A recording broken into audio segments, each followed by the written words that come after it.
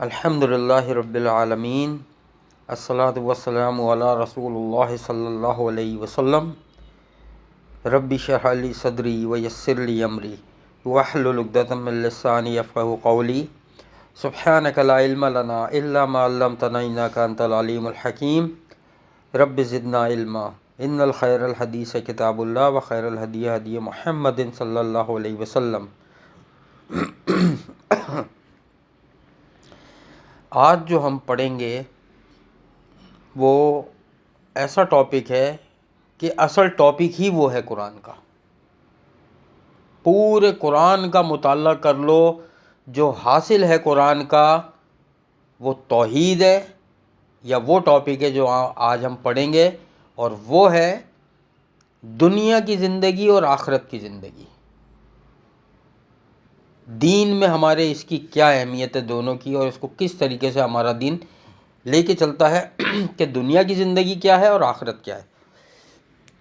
سورہ القصص ہماری چل رہی ہے، آیت نمبر 59 تک ہم پڑھ چکے تھے، اور ہم نے پچھلی کلاس میں اپنی پڑھا تھا کہ اللہ تعالیٰ نے بہت ساری بستیاں ہلاک کر دیں کہ جنہوں نے اپنے انبیاؤں کی پیروی نہیں کی، اللہ کے ساتھ شرک ٹھہرایا۔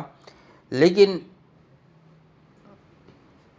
ایک چیز ہے کہ اللہ کی ایک سنت میں نے بیان کی تھی کہ اللہ تعالیٰ کسی بھی بستی کو جب تک ہلاک نہیں کرتا جب تک کہ وہاں ہدایت کے لیے یا سیدھا راستہ دکھانے کے لیے کوئی رسول یا نبی نہ بھیج دے اللہ۔ کیا زبردست اللہ کی شان ہے یہ، سبحان اللہ۔ ٹھیک ہے، اور جب وہ ظلم کرنے لگتے ہیں اور ہدایت سے منہ موڑ لیتے ہیں، تو جو ہدایت سے منہ موڑ لیتے ہیں اللہ ان کو ہلاک کر دیتا ہے۔ جتنے بھی ہم نے اپنے واقعات ابھی تک پچھلے پڑھے ہیں، تقریباً سب میں یہی بات تھی۔ ٹھیک ہے، آگے چلتے ہیں انشاءاللہ۔ اعوذ باللہ السمیع العلیم من الشیطان الرجیم من ھمزہ ونفخہ ونفثہ۔ وما أوتيتم من شيء فمتاع الحياة الدنيا وزينتها وما عند الله خير وأبقى أفلا تعقلون۔ اب اللہ تعالیٰ فرما رہے ہیں، اور جو کچھ بھی تم دیے گئے ہو، کوئی بھی چیز ہو، من شعین یعنی کسی بھی، دیکھو شعین جو ہے نا اس میں نکرہ ہے، ٹھیک ہے، اس میں نکرہ جو استعمال ہوتا ہے نا، جس کو کہتے ہیں ہم کامن ناؤن، وہ بہت چھوٹی سے چھوٹی چیز کے لیے بھی استعمال ہوتا ہے۔ ٹھیک ہے، تو اللہ تعالیٰ نے اس میں نکرہ استعمال کیا ہے کہ کوئی بھی چھوٹی سے چھوٹی چیز بھی دیے گئے ہو تم، تو وہ سامان ہے دنیاوی زندگی کا، اور اس کی زینت ہے، کس کی؟ دنیا کی زینت ہے وہ، چاہے وہ لباس ہو، چاہے وہ کھانے پینے کی چیز ہو، چاہے وہ شوز ہو، چاہے وہ گھر ہو، چاہے وہ گاڑی ہو، چاہے وہ کاروبار ہو، اچھی نوکری ہو، کوئی چیز بھی کیوں نہ ہو، یہاں تک کہ اولاد ہی کیوں نہ ہو، انسان کی تعلیم و تربیت ہی کیوں نہ ہو، یہ سب کچھ دنیا کا سامان ہے اور اس کی زینتیں ہیں۔ اور جو کچھ اللہ کے پاس ہے وہ بہت بہتر ہے اور نہایت دیر پا ہے، کیا تم عقل نہیں رکھتے؟ یہ مشرکین مکہ کا وہ سوال یاد کرو جو اس سے پہلے انہوں نے کیا تھا، اللہ تعالیٰ ان کو جواب دے رہا ہے کہ انہوں نے کہا تھا کہ ہم ایمان تو لے آئیں، لیکن ہم یہ سوچ کے ایمان نہیں لا رہے کہ ہماری سیاست کا کیا ہوگا، ہماری معیشت کا کیا ہوگا، ہم نے جو کاروبار اتنا سیٹ کیا لوگ ہمارے دشمن بن جائیں گے، اس وجہ سے ہم ایمان نہیں لا رہے۔ تو اللہ نے ان کو جواب دیا یہ کہ جو تمہارے پاس ہے وہ دنیا کی زینت ہے، اور اللہ کے پاس جو ہے وہ بہت بہتر ہے اور باقی رہنے والا ہے، خیر و ابقیٰ۔ اور یہ ہم آگے بھی صورتوں میں کافی جگہ آ رہی ہے۔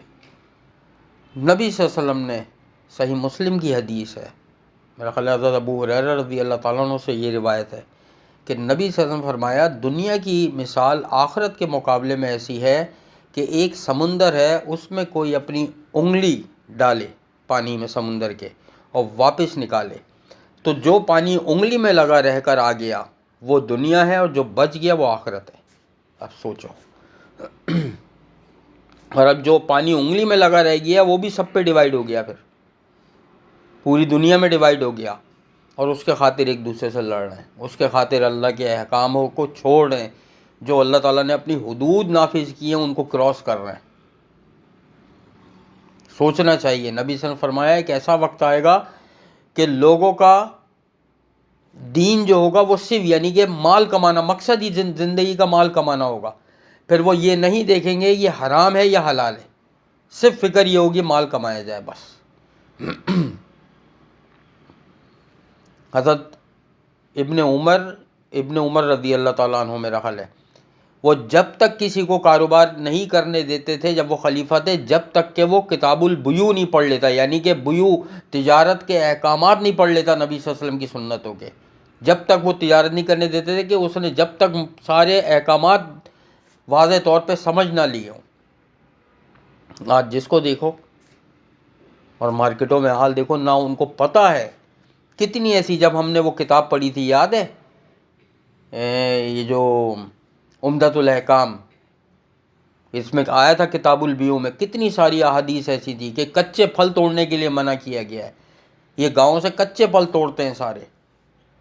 پھر کپڑا پھینک کر خریداری کرنے کو منع کیا گیا ہے، چیز بغیر دیکھے خریداری، جس کو ڈراپ شپنگ کہتے ہیں، امیزون پہ جو کام ہو رہا ہے، یا جو یہ کوریئر والے جو وہ کرتے ہیں، ان باکسنگ جس کو کہتے ہیں، یہ سب کچھ دین نے منع کر دیا، حرام ہے. لوگوں کو پتہ ہی نہیں ہے. ہم پڑھیں گے اگر بیع الغرر، یہ دھوکے کی بیع، یہ حرام ہے اسلام میں. یہ بہت تفصیل سے میں نے اس وقت بتایا تھا عمدۃ الاحکام جب ہم پڑھ رہے تھے. ایک تو ہو گئی یہ چیز کہ اللہ نے ان کو جواب دیا. دوسری چیز یہ ذہن میں رکھو کہ دیکھو بیٹا، جو دنیا کی زندگی ہے نا، اس بات سے صرف اندازہ کرو کہ قرآن میں اللہ تعالیٰ ارشاد فرماتے ہیں الحیات الدنیا الا متاع الغرور، کہ دنیا کی جو زندگی ہے وہ تو ایک دھوکے کا سامان ہے. غرور، دھوکا. متاع، سامان. محدثین اس قدر واقعی کام کیا ہے نا انہوں نے. ایک محدث تھے امام ابن سیرین رحمۃ اللہ علیہ، انہوں نے کہا کہ یہ جو اللہ نے یہاں دنیا کے جو مال و دولت ہے اس کے لیے متاع کا جو لفظ استعمال کیا ہے، یہ سامان تو ہے، جنرل چیز ہے سامان، لیکن اللہ تعالیٰ نے متاع لفظ ہی کی کیوں استعمال کیا، اس کی تحقیق کے لیے وہ نکل گئے سفر پہ کہ میں ان علاقوں میں جاتا ہوں جہاں پہ پرانی عربی بولی جاتی ہے. یہ میں تمہیں فرق بتاؤں گا نئی عربی اور پرانی عربی کا، یہ ابھی ایسے پتہ نہیں چلے گا. تو ان علاقوں میں وہ گئے جہاں پہ عربی، پرانی عربی بولی جاتی ہے، جہاں کی بول چال میں پہلے والے الفاظ شامل تھے. تو ایک گاؤں سے وہ گزر رہے تھے، تو ایک جھوپڑی میں سے ایک آواز آتی ہے عورت کی، وہ اپنی بیٹی سے کہتی ہے ارید المتاع، یعنی کہ مجھے متاع لا کے دو، مجھے متاع چاہیے.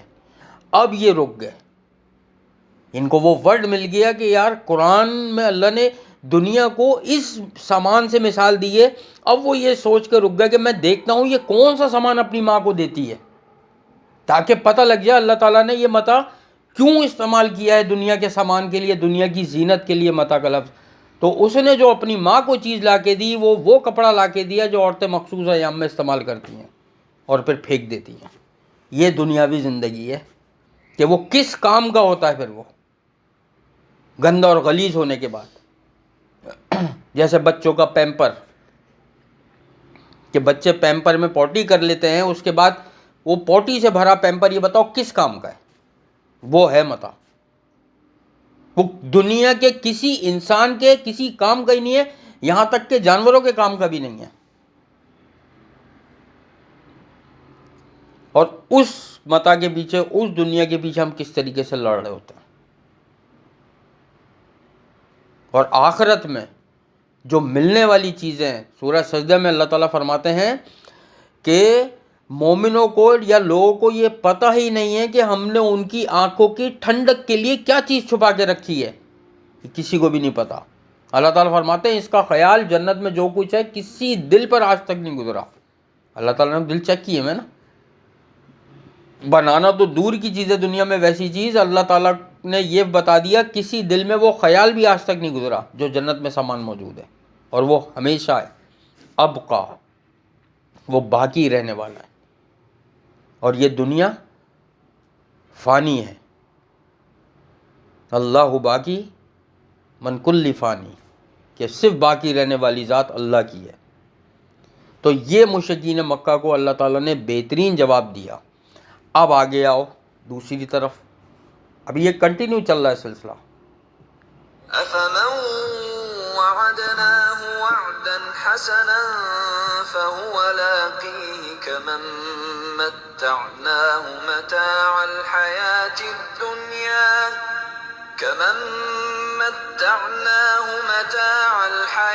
الدنيا ثم هو يوم القيامة من المحضرين أفمن اب اللہ تعالیٰ فرما رہے ہیں کیا پھر وہ شخص کہ ہم نے وعدہ کیا اس سے وعدہ اچھا، پس وہ ملنے والا ہے اس وعدے کو، اس شخص جیسا ہے کہ جسے ہم نے فائدہ دیا کچھ فائدہ دنیا کی زندگی کا، پھر وہ قیامت کے دن حاضر کردہ لوگوں میں سے ہوگا۔ اللہ تعالیٰ نے یہاں دو لوگوں کی مثال بیان کی ہے کہ ایک وہ کہ اللہ تعالیٰ نے جس سے وعدہ کیا، چاہے اس کو دنیا میں ملے یا نہ ملے، لیکن وہ ایمان لایا اور نیک عمل کیا، اس کے ساتھ آخرت کا وعدہ ہے نا۔ اور ایک وہ کافر ہے کہ جس کو دنیا میں بہت کچھ ملا، کیا دونوں برابر ہیں؟ نہیں۔ جب وہ قیامت والے دن حاضر ہوگا جس کے نام اعمال میں نیکیاں ہیں، توحید ہے، اللہ کی عبادت ہے، تو اس کو وہ نعمتیں ملیں گی جو باقی رہنے والی ہیں، اور جبکہ جو دوسرا جو اللہ پر ایمان نہیں لایا یا جس نے اپنی دنیا بنانے کے لیے آخرت برباد کر ڈالی، تو ان لوگوں کے پاس صرف ایک ہی جواب ہوگا، یا لیتنی کنت ترابا، کہ کاش آج ہم مٹی ہوتے۔ 30ویں پارے میں اللہ تعالیٰ نے فرمایا یہ، تو سمجھے کہ یہ لوگ برابر نہیں ہو سکتے۔ اور یہ جو کافروں کو تھوڑا بہت فائدہ اللہ نے دنیا میں دیا وہ بھی ہے نا، تو یہ دنیا کی حد تک ہے۔ اللہ تعالیٰ یہ نہیں چاہتا کسی بھی کافر کو قیامت والے دن کوئی جزا ملے، ان کے عمل کا کوئی فائدہ ہو۔ کوئی بھی کافر کوئی نیکی کرتا ہے، کسی غریب کو کھانا کھلا دیا، کسی کافر نے کسی کی مدد کر دی، کسی کی جان بچا لی، اللہ اس کے بدلے دنیا میں اس کے مال میں اولاد میں اضافہ کر دیتا ہے۔ اللہ نہیں چاہتا کہ کسی بھی کافر کو قیامت والے دن کوئی جزا ملے، دنیا میں اللہ اس کو دے دیتا ہے، اور اللہ تک قیامت والے دن حجت پوری کر دے گا اپنی۔ اگر وہ کافر کہے گا بھی نا کہ چلو یا اللہ میں نے مسلمانوں کی مدد کری، کوئی کافر کہے گا میں تو فلاں مسلم ملک میں رہتا تھا اور میں تو مسلمانوں کے کام آیا اور یہ آیا، اس کی سزا اللہ تعالیٰ دکھا دے گا کہ دنیا میں تجھے ہم نے یہ سب کچھ دے دیا تھا، گھر، گاڑی، دولت، پیسہ، بزنس، کاروبار، جو بھی چیز دی تھی۔ وہ حسرت کرے گا کہ کاش مجھے نہ ملتا۔ اور بلکہ حدیث کے الفاظ ہیں کہ نبی صلی اللہ علیہ وسلم ارشاد فرماتے ہیں کہ قیامت والے دن جب لوگوں کو جنت کی نعمتیں دی جا رہی ہوں گی، اور جو لوگ اس سے محروم ہوں گے نا، جب درجات دیے جا رہے ہوں گے ان کو، جو لوگ اس سے محروم ہوں گے وہ یہ کہیں گے کاش ہماری کھالیں دنیا میں کینچی سے کاٹ دی جاتی اور ہمیں آج یہ درجے مل جاتے، لیکن آج ہم زندہ ہیں تو ہم قربانی دینے کو تیار نہیں ہیں۔ دین مانگتا ہے قربانی، بیٹا سیدھی سی بات ہے۔ حق کا راستہ، سچ کا راستہ مشکل راستہ ہوتا ہے، اور یہ قربانی مانگتا ہے۔ اور یہ حدیث کے الفاظ بھی ہیں کہ جو قیامت والے دن جو اچھے درجے ہیں، اونچے درجے ہیں، وہ بڑی مشکلات اور بڑی مصیبتیں جھیل کے ملتے ہیں۔ اس طرح کا ہے ایک جنت کا راستہ۔ جبریل علیہ السلام کو میں نے حدیث سنائی تھی نا کہ جبریل علیہ السلام کو راستہ دکھایا جنت کا، تو وہ کہنے لگے یا اللہ اس پہ کون چل سکتا ہے، اس قدر خطرناک راستہ، پریشانیاں، بیماریاں، مشکلیں، رکاوٹیں، تنگ دستی، اور جہنم کا راستہ عیاشی، دولت، پیسہ، ریل پیل، شرک، سب کچھ مطلب عیاشی کی چیزیں اس پہ موجود ہیں. بس اللہ نے فرمایا کہ جو میرے ہوں گے چنے ہوئے بندے، مخصوص بندے، وہ چلیں گے اس پہ. بیٹا یاد رکھو، حق کا راستہ مشکل ہے، لیکن اس کا صلہ جب ملے گا قیامت والے دن تو لوگ حسرت کریں گے کاش ہم دنیا میں سن لیتے. اچھا ایک چیز بتاؤں تم لوگوں کو، آج یہیں پہ اپنا یہ والی ٹاپک ختم کرتا ہوں. ایک اور چیز بتاتا ہوں. یہ تو تم لوگوں نے سنا ہوگا، کئی دفعہ میں نے سنایا، حالانکہ دونوں باتیں سنا چکا ہوں، لیکن چلو، یہ تم لوگوں نے سنا ہوگا کہ جو جہنم میں جائیں گے لوگ، ان سے جب سوال کیا جائے گا کوئی خواہش، یا وہ ان سے قیامت والے دن پوچھا جائے گا، جہنم جب دیکھ لیں گے کہ ہمیں اس میں جانا ہے، تو سب سے بڑی خواہش کیا ظاہر کریں گے کہ کاش ہمیں دنیا میں واپس بھیج دیا جائے، ہم ایمان لے آئیں اور نیک عمل کرتے رہیں. یعنی ان کی خواہش کیا ہوگی؟ دنیا میں واپس بھیج دیا جائے. آج میں تمہیں یہ بتاتا ہوں، جن کو جنت میں بھیج دیا جائے گا وہ بھی خواہش کریں گے کہ دنیا میں واپس بھیج دیا جائے. دنیا اتنی زبردست چیز ہے عمل کے لیے، یہ دولت کے لیے نہیں جو میں نے ابھی اوپر بتایا، عمل کے لیے، کہ جو جنت میں چلے جائیں گے وہ بھی خواہش کریں گے کہ اللہ ہمیں تو واپس بھیج دے دنیا میں کہ ہم نیک عمل کریں تاکہ اور اچھے درجے ملیں. شہید جو سبز پرندوں کی شکل میں اللہ کے عرش سے قندیلیں لٹک رہی ہیں، اس میں حدیث کے الفاظ ہیں، روزانہ جنت میں وہ گھومتے پھرتے ہیں اور قندیلوں میں آ کے بیٹھتے ہیں، اور اللہ ان سے پوچھتا ہے کہ تمہاری کوئی خواہش، تم نے چاہا تھا، جیسا میں نے وعدہ کیا تھا تم نے پایا؟ وہ کہتے ہیں یا اللہ تو نے ہمیں بہت کچھ دیا. اللہ پوچھتا ہے اور کوئی خواہش؟ تو وہ کہتے ہیں ایک خواہش، کہ دنیا میں واپس بھیج دے، ہم دوبارہ تیرے راستے میں شہید ہوں. تو اللہ فرما دیتا نہیں، یہ نہیں ہو سکتا. ہاں اللہ نے اتنا کیا کہ جو اللہ اور ان روحوں کی بات ہوتی ہے وہ اتار دی زمین پر، وحی کے ذریعے سے ہمیں بتا دی. یعنی جو جنت میں جانے والا ہے اس کی بھی خواہش ہے کہ دنیا میں آئے اور نیک عمل زیادہ کر لے، اور جو جہنم میں جانے والا ہے اس کی بھی خواہش ہے کہ دنیا میں آئے. لیکن آج ہم زندہ ہیں تو ہمیں قدر نہیں ہے. سوچو، بہت قیمتی چیز ہے یہ زندگی. نیک اعمال میں جلدی کر لو. 5 چیزوں کو 5 سے پہلے غنیمت جانو. سب سے بڑی چیز ہے صحت. بیماری سے پہلے غنیمت جانو، کیونکہ آدمی جب بیمار ہو جاتا ہے، جو وہ صحت میں عمل کر رہا ہوتا ہے نیک، وہ بیماری میں نہیں کر سکتا. اسی طریقے سے فراغت کو مصروفیت سے پہلے غنیمت جانو، جوانی کو بڑھاپے سے پہلے غنیمت جانو. اسی طریقے سے جب رزق کی فراوانی ہو تو تنگ دستی سے پہلے غنیمت جانو. یہ ساری وہ چیزیں بتا رہا ہوں میں کہ انسان جن کو کھو رہا ہوتا ہے آہستہ آہستہ، اور جب یہ چیزیں ختم ہو جاتی ہیں تو وہ افسوس کر رہا ہوتا ہے. جو عمل جتنی جلدی ہو سکے کر لو، وہ لکھ لیا جائے گا. اور آج ہمیں احساس نہیں ہے. بھائی کتنا آسان ہے، انسان، عورتیں کھانا بنا رہی ہیں، سفر کر رہی ہیں، ادھر ادھر آ جا رہی ہیں، استغفار کرتی رہیں. نبی صلی اللہ علیہ وسلم فرمایا کہ وہ آدمی خوش قسمت ہے کہ جو قیامت والے دن اپنے نام اعمال میں زیادہ سے زیادہ استغفار پائے. اور استغفار کون سا؟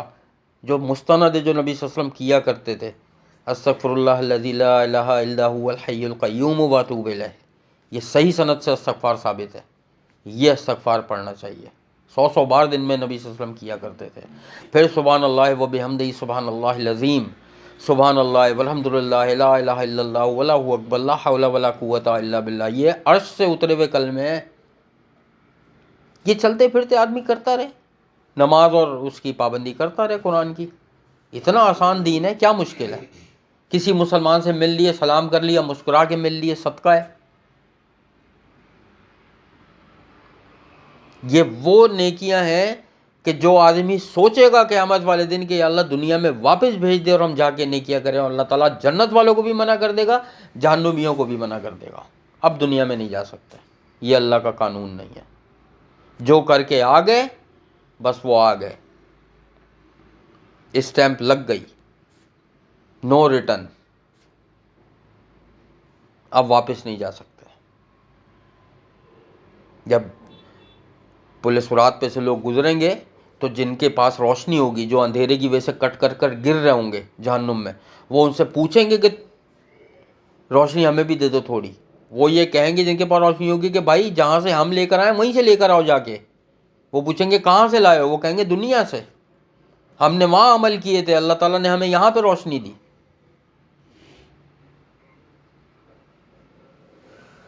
عمل کی جگہ دنیا ہے. جنت والے بھی خواہش کریں گے، جہنم والے بھی خواہش کریں گے دنیا میں آنے کی. اور مزے کی بات دیکھو، جو دنیا میں ان کو خواہش ہی نہیں ہے. کیسی زبردست قسم کی بات نہیں ہے؟ جو دنیا میں ہے ان کو کوئی خواہش نہیں ہے. جو جنت والے ہیں وہ خواہش کر رہے ہیں کہ ہمیں یا اللہ دنیا میں بھیج دے. جہنم والے خواہش کر رہے ہیں ہمیں دنیا میں بھیج دے. قبر کے مردے خواہش کر رہے ہیں ہمیں دنیا میں بھیج دے. یہ بھی حدیث سنا چکا ہوں میں کہ کاش ہمیں اللہ موقع دے دے، ہم دنیا میں واپس لوٹ جائیں، نیک عمل کریں. اور جو ہیں دنیا میں ان کے اندر کوئی فکر ہی نہیں ہے. اللہ سے دعا ہے کہ اللہ تعالیٰ ہمیں دین اسلام کی صحیح فکر عطا کرے، ہمیں زیادہ سے زیادہ نیک عمل کرنے کی توفیق عطا فرمائے. ہمارے گھروں میں، ہمارے رزق میں، ہمارے علم و عمل میں اللہ تعالیٰ برکتیں عطا فرمائے. ہمارے والدین، بہن بھائی، رشتہ دار، پڑوسیوں، تمام سننے والے کے تمام گناہوں کو اللہ تعالیٰ بخش دے. سبحانک اللہم و بحمدک، نشہد ان لا الہ الا انت، نستغفرک و نتوب الیک. السلام علیکم و رحمۃ اللہ وبرکاتہ.